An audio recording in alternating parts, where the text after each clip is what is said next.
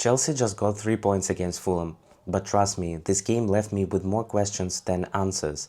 Today we'll have a look at our performance and why the season could get even harder for us moving forward. Also, stay until the end because I will share my 3 key takeaways from this game that every Chelsea fan should think about. First of all, congratulations to everyone, because we got a clean sheet, we got 3 points, we got a win, and until tomorrow we're even on top of the league. But honestly, I'm not satisfied with the way the Chelsea played.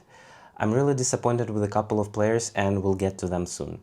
Yes, people call such matches champion games because even if you play badly, you still win, but the bigger question is how long can Chelsea keep playing like this and still get points? Because we have Champions League looming on the horizon and the likes of Manchester United, Liverpool, Arsenal in the Premier League. One thing I was spot on about in my prediction is starting 11. This is the best lineup we can offer without Cole Palmer. But in order to understand why Chelsea played the way they did, we need to go back to Maresca's pre-game press conference. Will be a good time for us also, for sure, but especially for the players, the ones that they don't go with international team.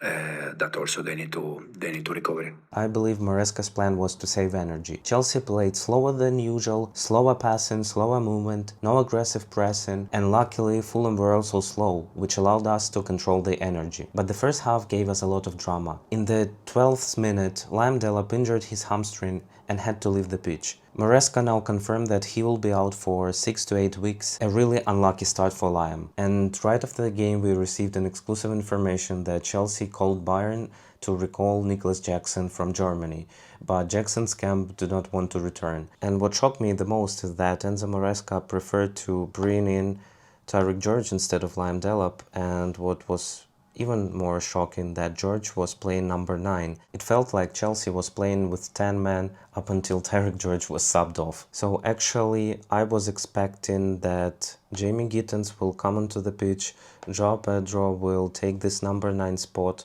Estevao will take the number 10, Gusto will remain on the flank, but Neto will move to the right, and Gittens will take his usual left-hand side. But it didn't happen. Meanwhile, Fulham scored, but for the third Premier League game in a row, VAR saved us.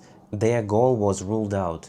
Still, Chelsea had no control over the game for the whole first half, and if I were to give ratings, then Enzo Fernandez would get a 0 from me. But for example, Caicedo or João Pedro would get a 10 from me, because they carried the team and they were completely everywhere on the pitch. And thankfully, João Pedro once again made a difference from a corner kick right before the halftime, so Chelsea could take a break with a lead. And honestly, I expected some changes after the break because Enzo Fernandez was poor, Tyrique George was bad, and Caicedo got himself a yellow card, and I just wanted that somebody could help him in the midfield. And I saw that Santos was warming up before the halftime, so I expected him to replace Enzo Fernandez. Also, I wanted to see Gittens so that Estevao could play as number 10 and Pedro could play as number 9. So it would look like that. Yeah, but in reality no changes were made after the halftime, but luckily Enzo Fernandez started dropping deeper to help Caicedo manage the midfield, and that had an influence on the game. And in the 56th minute Chelsea got a penalty, and for me that was a completely 100% right decision, because Chalobah's shot hit a Fulham's defender's arm, which was spread out wide in the box.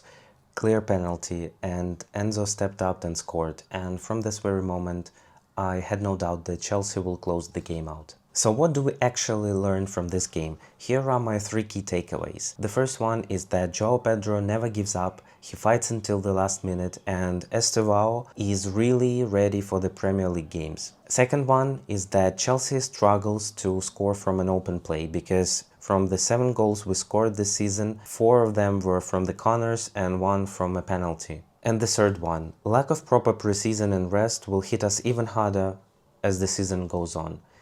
And we are seeing consequences right now with Liam Delap, with Cole Palmer, and our schedule will only get tougher and tougher. And how do you feel after this game? Are you happy with the performance, or like me, you are worried about the future? Drop your thoughts into the comments below. And if you enjoyed my review, then leave a like to this video and subscribe for more Chelsea talks. Take care.